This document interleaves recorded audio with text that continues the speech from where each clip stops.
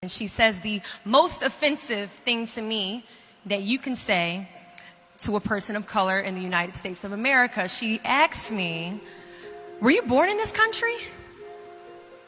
And I was immediately offended. I put my hands on my hips and I said, "Yeah, I was born in this country." She then goes on to ask me, "How old are you?" I said, 19 years old. She says, "Are you married?" I said, "No, ma'am." She says, "Do you have any kids?" I said, "No, ma'am." "May I help you find something?" She then goes on to tell me something that changed my life forever. She says, "You look like you could be the next Miss USA." And I laughed at this woman hysterically. I said, "Lady, I don't know what you're talking about. I'm going into my sophomore year at Virginia State. I'm about to commission in 3 years, go on active duty, be a military officer." Somehow, this crazy woman convinced me to meet her at Starbucks the very next day. She brought this foot-tall stack of pageant books, and she goes on to convince me to compete in my very first pageant. I compete in my first pageant 3 months later, and I lose. I go back the second year, compete in my state pageant, and I lose. I go back the third year, compete in my state pageant, and I lose. Go back the fourth year, compete in my state pageant and lose. Go back the fifth year, compete in my state pageant and lose. But guess what happens the sixth year? I lose.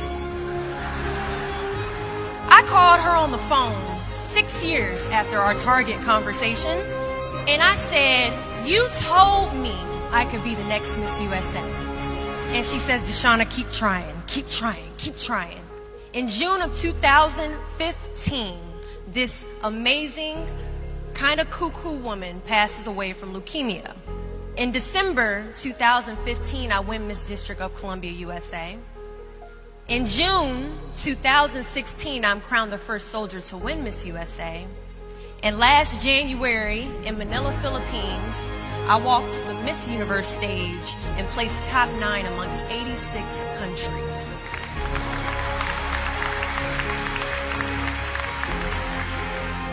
Do not fear failure, but please be terrified of regret. When you walk out this door into the real world, you will receive a lot of shut doors, a lot of turned down applications. You will hear way more no's than you hear yeses.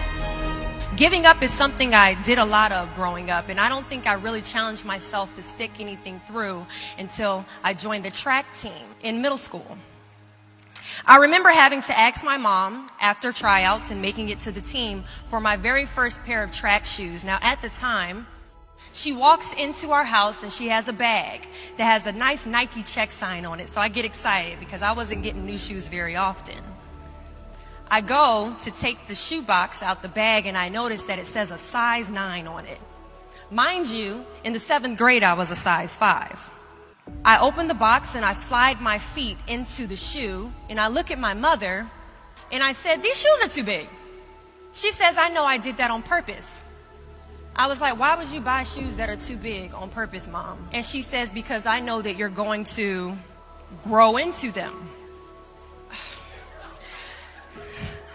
Coach has us line up on the starting line and he wants us to run a lap around the track.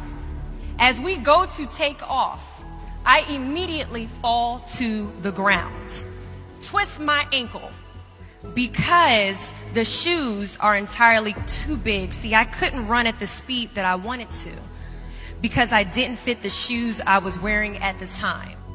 Now, many of us have goals we're trying to achieve, but the person we are right now is not the person that we need to be when we cross the finish line to our dreams. So we must walk and pace ourselves on this journey to our goals because we haven't grown enough in ourselves to fit the shoes that we need to achieve our aspirations.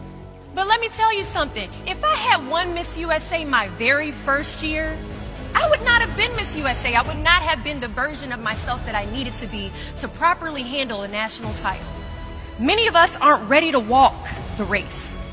But understand that as we walk this race, we pace ourselves, and as we pace ourselves, we grow. And as we grow, our foot gets bigger, and as our foot gets bigger, our shoes begin to fill, and as our shoes begin to fill, we can now run a little bit faster, and as we pick up the pace, we get to the finish line at the exact time we are destined to cross it, do not fear the word no.